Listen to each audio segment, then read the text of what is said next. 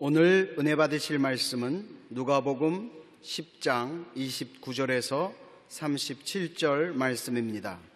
누가복음 10장 29절에서 37절 말씀을 다 같이 봉독하시겠습니다. 그 사람이 자기를 옳게 보이려고 예수께 여짜오되 그러면 내 이웃이 누구이니까? 예수께서 대답하여 이르시되 어떤 사람이 예루살렘에서 여리고로 내려가다가 강도를 만나매 강도들이 그 옷을 벗기고 때려 거의 죽은 것을 버리고 갔더라.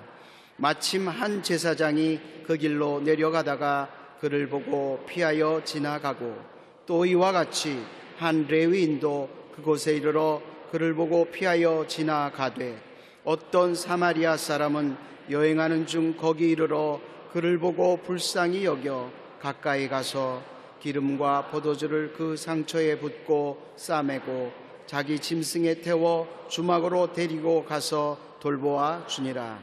그 이튿날 그가 주막 주인에게 데나리온 2를 내어주며 이르되 이 사람을 돌보아 주라. 비용이 더 들면 내가 돌아올 때에 갚으리라 하였으니 내 생각에는 이 세 사람 중에 누가 강도 만난 자의 이웃이 되겠느냐? 이르되 자비를 베푼 자니이다. 예수께서 이르시되 가서 너도 이와 같이 하라 하시니라. 아멘. 오늘 저는 선한 사마리아인이라는 제목으로 은혜를 나누고자 하는 것입니다. 유대인들은 사마리아 사람들을 개 취급을 했습니다. 개놈들 그렇게 취급했습니다. 사마리아인이 왜 그렇게 되냐면 유대는 바벨론, 아수르 강대 국가의 포로가 되어서 민족적으로 그 나라에 끌려가서 살다가 고향 산천에 되돌아오곤 했는데 사마리아인이라는 것은 유대인들이 이방에 가서 있을 때 피가 순수하지 못하고 섞였다는 것입니다. 유대인의 피가 이방인의 피와 섞여서 태어났습니다.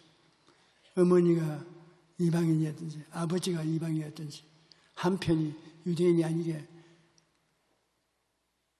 태어나서 유대사회에 들어오려고 하니까 유대사회에서 받아주지 않습니다. 순수하지 않은 더러운 피를 가진 사람들은 개 취급을 하고 안 받아줍니다. 그래서 그들은 예루살렘에 올라가는 길목에 집을 짓고 살았습니다. 그러므로 사마리아 유대인이면서도 유대인이 아니고 유대인이 아니면서도 유대인이고 그런 분을 말하는 것입니다. 어떤 율법 교사가 예수님을 시험하려고 예수님께 와서 선생님 무엇을 해야 영생을 얻을 수 있습니까? 그렇게 물었습니다. 예수님께서 율법에 무엇이라고 기록되어 있는지 물으셨고 율법사는 하나님을 사랑하고 내 이웃을 내 몸같이 사랑하라. 그 율법에서 말하고 있습니다. 주님께서 너 그렇게 살아라. 그러면 생명을 얻을 것이다. 그러니까 그 사람이 하나님을 사랑하고 내 이웃을 몸같이 사랑하는데 이웃이 누굽니까? 그래서 주님께서 이웃이 누군 것을 비유를 들어서 말씀해 주시겠습니다.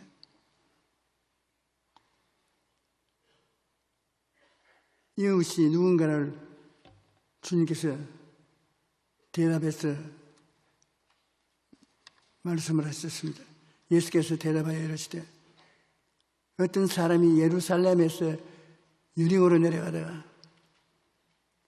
강도를 만나며 강도들이 그 옷을 벗기고 때려 죽은 것을 버리고 가더라. 왜 예루살렘에서 여리고로 내려가는데 강도가 많으냐면, 여리고 평지는 물기가 충분히 있어 비가 많이 오고 땅의 비옥에서 많은 양식을 산출합니다. 그럼 그 양식을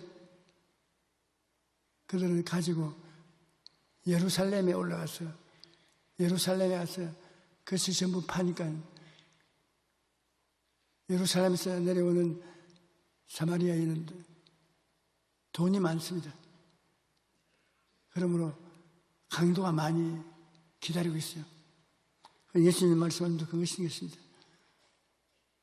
한 사람이 예루살렘에서 물건 다 팔고 난 다음에 돈을 허리춤에 묶고 포켓에 넣고 그래서 예루살렘에서 자기 고향 땅으로 내려오는데 여리고에서 강도를 만나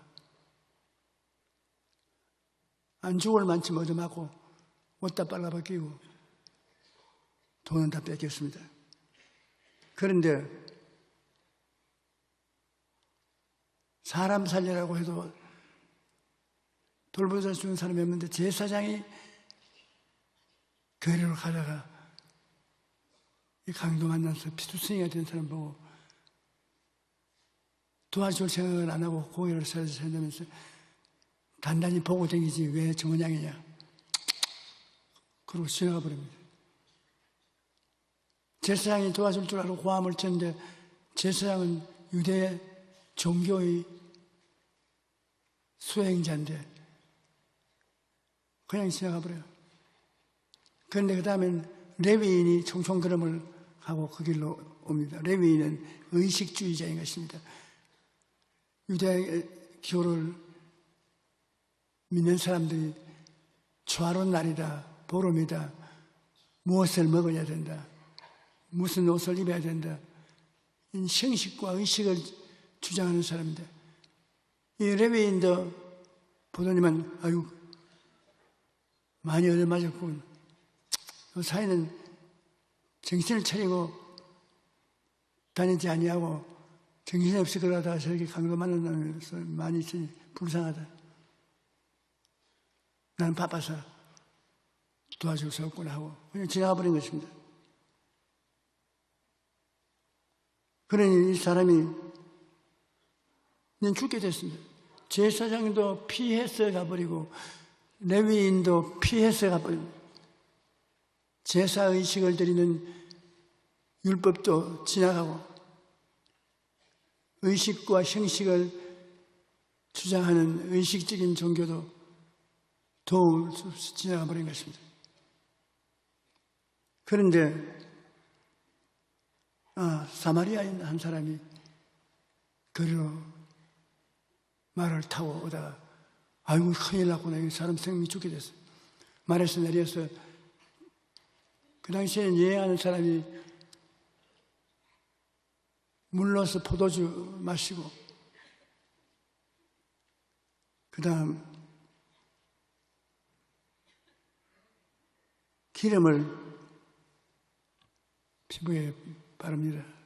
굉장히 사막 뜨겁고 고달프니까 기름을 발라 유하게 하고 포도주를 목마르니 마시고 하는데 이 사람 자기도 사막을 여행하니까 그것이 그런 게 있단 말입니다.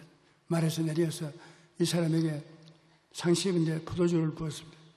포도주는 알코올성이 있기 때문에 균을 죽여서 곰지 않게 만들어주고 그 다음에는 기름을 부어가지고서 상처를 부드럽게 만들고 그 다음에는 자기 옷을 붕대로 만들 것은 옷밖에 없습니다. 우리같이 좋은 양복을 입었으면 붕대를 못 만들죠. 두루마기를 입고 있지 않습니까? 두루마기 쫙 찢어가지고서 아픈데 착착착착 감았어. 그 다음에는 일어나시오. 일어나시오. 말을 태웠습니다. 그러고 난 다음 주막집에 가서 이 사람을 내려서 방 하나를 빌려가지고서 먹을 것을 먹이고 주인을 불렀어. 이 사람 이 주막에서 입원을 했으니 치료해 주십시오. 2데나리온 선불금으로 주고 그 다음에 내가 사업을 하고 돌아올 때 또다시 드릴 테니까 이 사람이 그때 비용이 더 나면 내가 비용을 갚아주겠다. 그 이야기를 하고 난 다음에 예수님께서 이 사람 보고 말했습니다. 이 세 사람 중에 누가 참된 이웃입니까? 두말할 것 없이 피하여 가버린 제사장, 피해 가버린 레위인이 아니고 선한 사마리아인이 좋은 이웃이라 말입니다. 그래서 선한 사마리아인이 좋은 이웃이니까 당신도 가서 그렇게 하라고 예수님께서 말씀하신 것입니다. 율법은 무엇이 율법이냐? 사랑이 없는 것이 율법인 것입니다. 부부로서 사람을 돌보면 안 잡힐 사람 없습니다. 죄 없는 사람 있나요? 없습니다. 제가 대전에서 큰 집회를 할 때 여러분 중에 죄 없는 사람 손 한번 들어보라고. 그러니까 한 30대 된 청년이 손을 착 들어요. 야, 놀라운 분이 계시는구나. 나는 죄가 하나도 없습니다. 그런데 문제는 그 옆에 젊은 부인이 앉아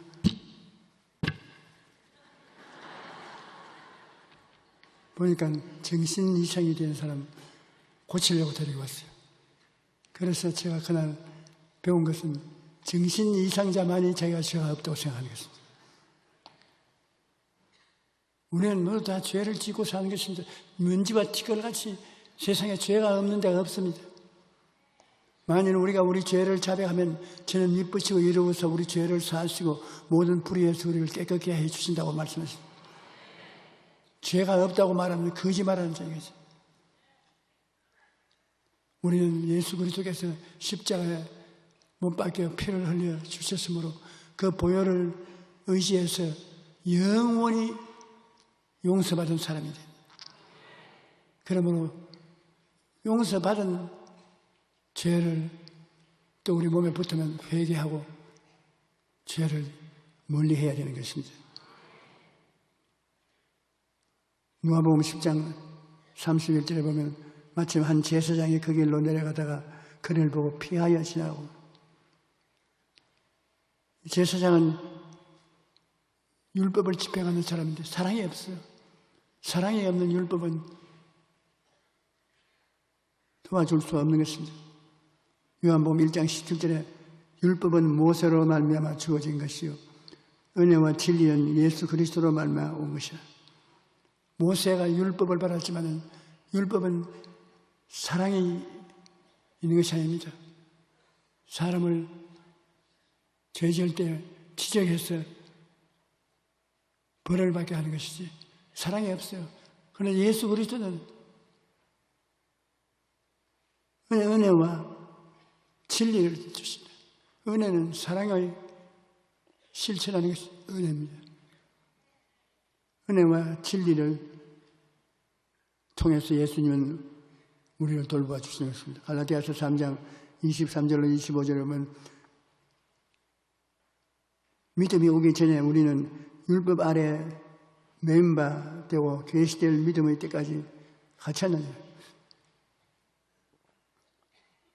이 세대를 우리가 따지면 아담 하와가 처음 지음을 받았을 때 그때는 어떤 마음의 태도가 살았냐면 천진난만하다. 천진난만해.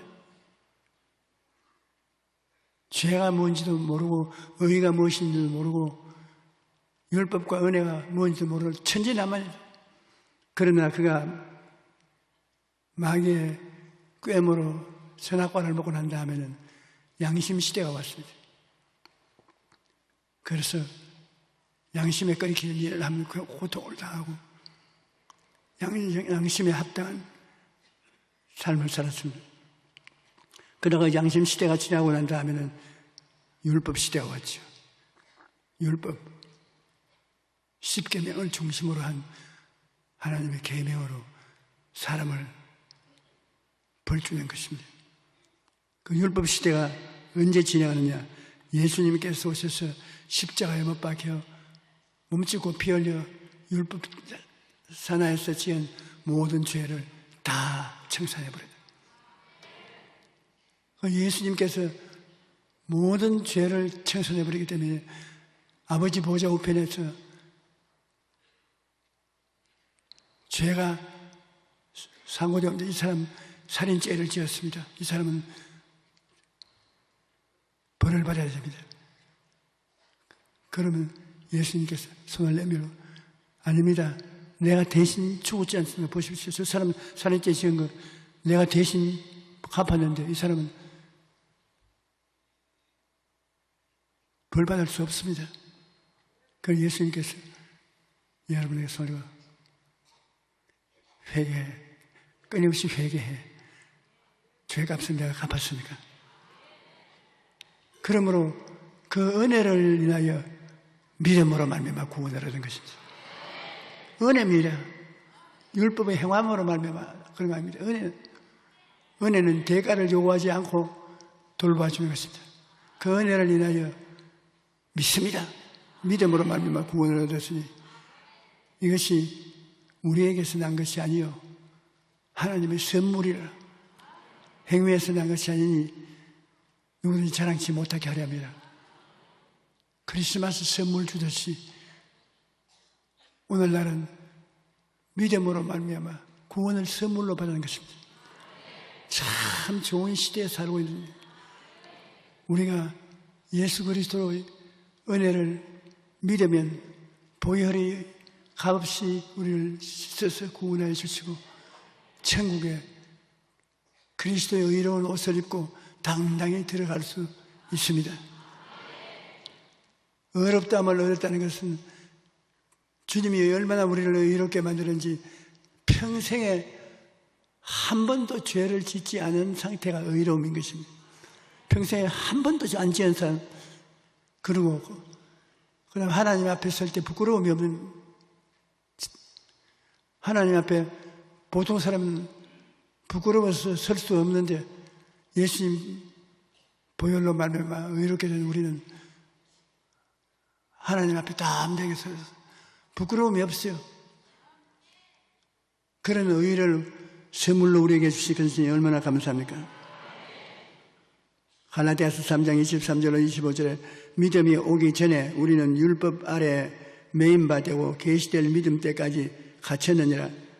이 같은 율법이 우리를 그리스도로 인도하는 초등교사가 되어 우리로 하여금 믿음으로 말미암아 의롭다함을 얻게 하시라 함이라.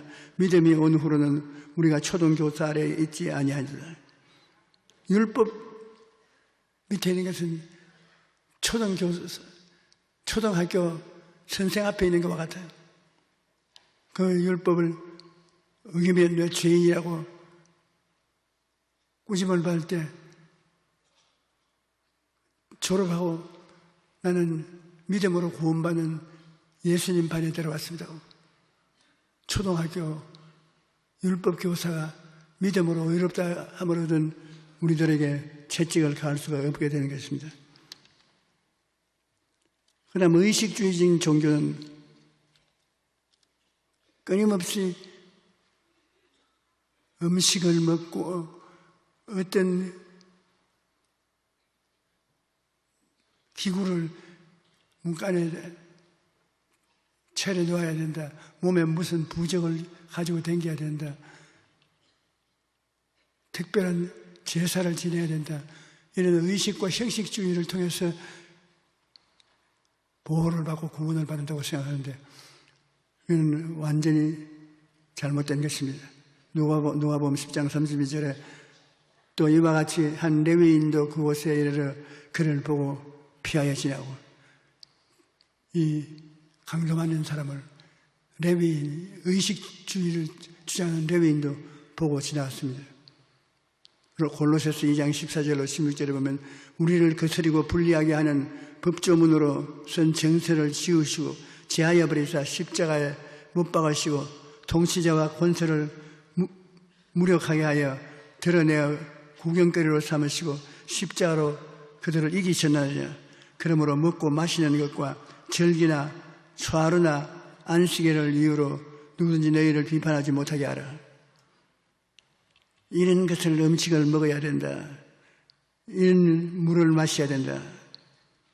이 절기는 지켜서 이날은 아무것도 일하지 말고 있어야 된다.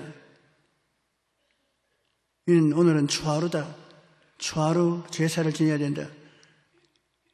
안식일 제사도 드려야 된다. 온갖 의식과 형식을 다 드러내놨습니다. 그는 의식 종교인데 사람을 구원할 수 없습니다. 이 세상에서 율법주의나 이식주의자들은 하나님께 버림을 받은 사람인 것입니다. 여기 선한 사마리아인은 예수님을 상징하는 것입니다. 기름과 포도주와 붕대를 가지고 우리 주변에 와 계신 분이 예수님이신 것입니다. 요한 1서 2장 27절에 너희는 주께 받은 바 기름 부음이 너희 안에 거하나니 아무도 너희를 가르칠 필요가 없고 오직 그의 기름 부음이 모든 것을 너희에게 가르치며 또 참되고 거짓이 없으니 너희를 가르치시니 그대로 주 안에 거하라. 우리가 선한 사마리아인 예수님을 믿으면 예수님은 우리 거듭나게 하사 우리 속에 성령이 거하게 만들어주신 것입니다. 옛날에는 하나님 말씀을 읽어도 전혀 의미를 모르고 교회 가서 목사가 설교해도 자꾸 꾹꾹꾹 잠을 자면서 이거 빨리 안 거치냐, 이거 지루하게 억시게 길게 하네. 알 수가 없습니다. 성령이 안 계시니까. 그러나 성령이 속에 계시면 마음은 피곤해서 잠을 자고 싶어도 속에서 성령이 아멘, 아멘, 할렐루야, 할렐루야 자꾸 말씀에 동조를 하고 아멘, 할렐루야를 하니 잠잘 수가 시간이 없습니다. 그리고 말씀이 마음에 달아요. 달고 오묘하니 그 말씀 생명의 말씀인데 말씀이 마음에 달고 들어도 피곤치가 않아요. 이것이 바로 선한 사마리아인 예수님의 말씀인 것입니다. 예수님은 천상의 매력을 가지고 있는 것입니다. 매력이라는 것은 사람의 마음을 휘어잡고 끌어당기는 것을 말하는 것입니다. 우리 여의도 순복음교회 성도들은 예수님을 믿고 성령을 받아서 성령은 기가 막힌 천국의 매력이 있습니다. 사람들이 여러분을 좋아하는 이유가 거기에 있습니다. 성령의 매력이 있어 여러분의 말씀을 증거하면 귀를 기울여 듣고 기도하면 기도가 응답받고 그러한 역사가 일어나는 것입니다. 요한 1서 2장 27절에 너희는 주께 받은 바 기름 부음이 너희 안에 거한다 이 말은 성령이 여러분 속에 성전 삼고 거한다. 성령이 항상 여러분에게 기름 부음이 되시고 포도주가 되시고 또 위로와 보호가 되시고 여러분 혼자 인생을 살지 않습니다. 주님께서 내가 아버지께 구하겠으니 또 다른 보혜사를 너에게 주사 항상 너희와 같이겠다. 예수님이 나는 처음 보혜사요 성령은 다른 보혜사다. 헬라어로 파라클레토스입니다. 파라클레토스는 하나님께로부터 보내심을 받아 우리를 돕기 위해서 항상 함께 계신 자. 그러므로 우리 예수 믿는 사람은 성령이 눈에 안 보이지만 여러분을 돕기 위해서 하나님께로부터 보내심을 받아 항상 같이 있습니다. 지금도 여러분 속에 성령이 있으면서 내 말을 하고 있구나, 그렇게 말씀하신 것입니다. 그러므로 여러분이 기도할 때도 먼저 성령님을 부르십시오. 성령님 기도합니다. 성령님이 내게 기름 부어주시고 도와주셔서 기도를 올바르게 하고 잘하게 하여 주시옵소서. 그러고 기도하는 거예요. 여러분께서 하나님 말씀을 공부할 때 성령이여, 저는 무슨 말인지 모르겠습니다. 내 마음을 밝혀서 깨닫게 해주시옵소서. 그러고 읽으면 반짝반짝하고 깨달아진단 말입니다. 성령이 같이 하시겠습니다. 여러분께서 어려운 문제를 당해서 무슨 말을 해야 될지, 어떻게 해야 될지 모를 때 선생이 여러분 속에 계심으로 보혜소서 성령이여, 무슨 말인지 대답하게 하여 주시옵소서. 여러분도 모르는 사이에 성령님이 여러분을 통하여 대답해 주시는 것입니다. 보통 사람보다 확실히 여러분 다른 것은 성령이 보혜사로서 여러분 속에 와서 같이 계신 것입니다. 여러분도 모든 사람 마음속에 성령이 내가 여기 있다, 나를 의지하라, 그렇게 말씀하는 것입니다. 그러므로 큰 선생님을 모시고 인생을 사는 여러분인 것입니다. 마태복음 26장 28절에 이것은 죄사함을 얻게 하려고 많은 사람을 위하여 흘리는 바 나의 피 곧 언약의 피니라. 선한 사마리아인 예수는 보혈로 우리를 덮어주니까 피는 우리의 영원한 의의가 되는 것입니다. 시편 147편 3편에도 상심한 자를 고치시며 그들의 상처를 사면도다. 우리 마음을 사며주고 고쳐주고 돌봐주고, 선한 사마리아인인 예수님은 말로 다 할 수 없는 은혜를 우리에게 베풀어 주는 것입니다. 여러분, 해외여행을 가는 사람은 요사이에 호텔에 들어갑니다. 옛날에 호텔이 뭔지도 몰랐는데 요새는 예루살렘 관광을 갈 때라도 관광회사에서 모집해가지고서 여러분 호텔로 배송을 시켜주는 거지. 참 좋습니다. 그런데 이 선한 사마리아인이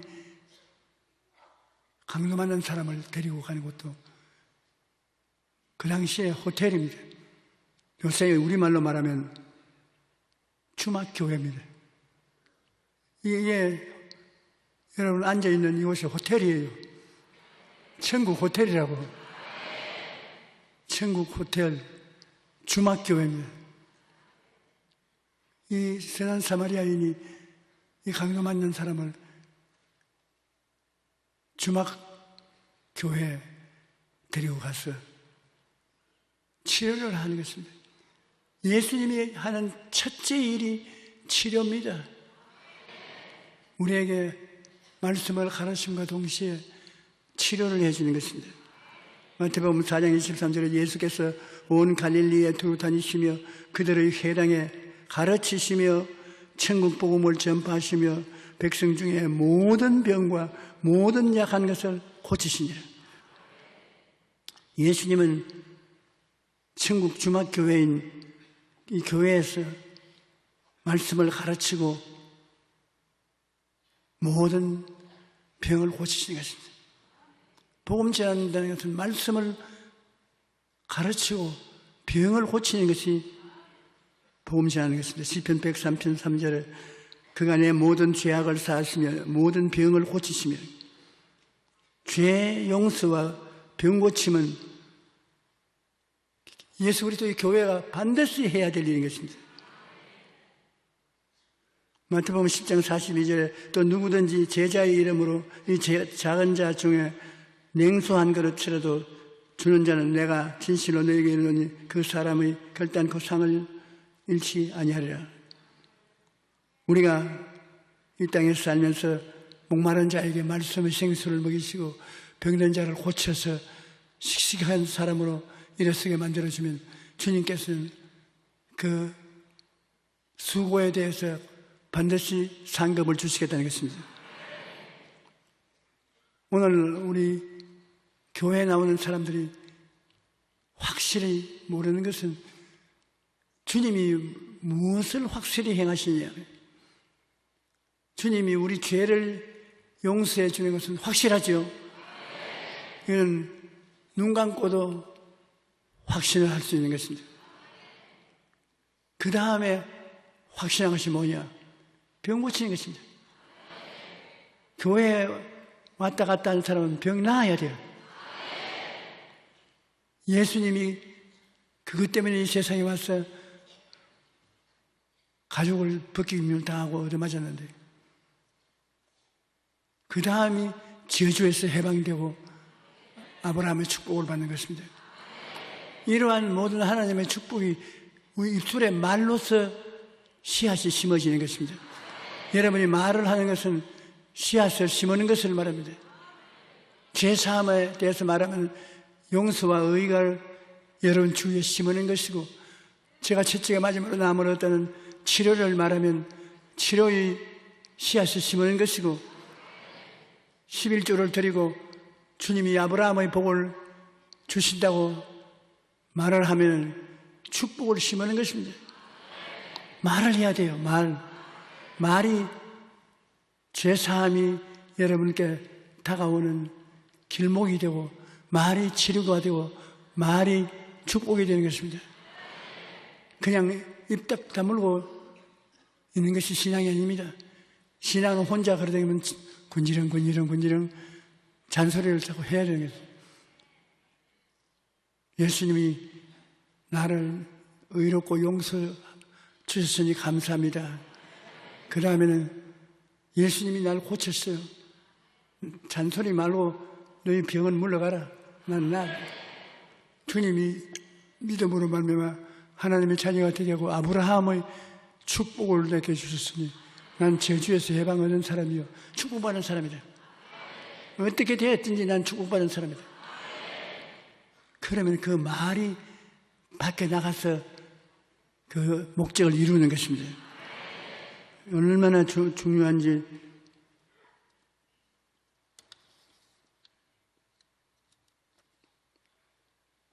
사마리아인은 강로 만난 사람을 불쌍히 여겼다고 말했습니다. 불쌍히 여기라는 말은 성경에 인간을 향한 예수님의 마음을 표현할 때 사용된 단어입니다. 예수님은 병자들과 앞을 보지 못하는 사람, 듣지 못하는 사람을 불쌍히 여기셔서 고쳐주셨다고 했습니다. 광야에서 배고픈 무리들을 불쌍히 여기사 오병이어로 먹여주셨습니다. 외아들을 잃고 관을 걸머쥐고 가면서 통곡을 하고 울고 있는 그 과부 여인에게 주님이 불쌍히 여기셔서 청년아 일어나라 살려주셨습니다. 이와 같이 예수님은 우리를 불쌍히 여기셔서 고치시고 먹이시고 죽음에서 살리시는 것입니다. 주님께서는 여러분을 불쌍히 여기시는 것입니다.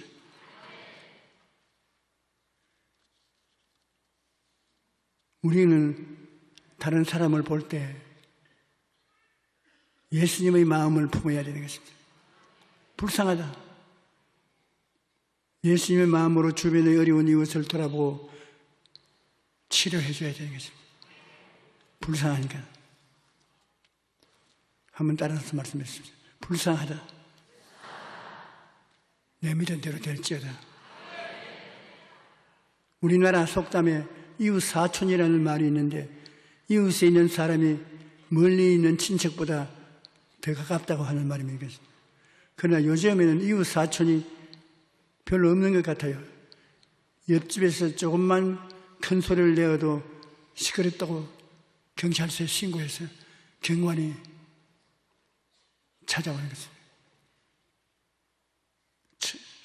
개천간에 소음으로 시끄럽다고 싸움이 붙어가지고서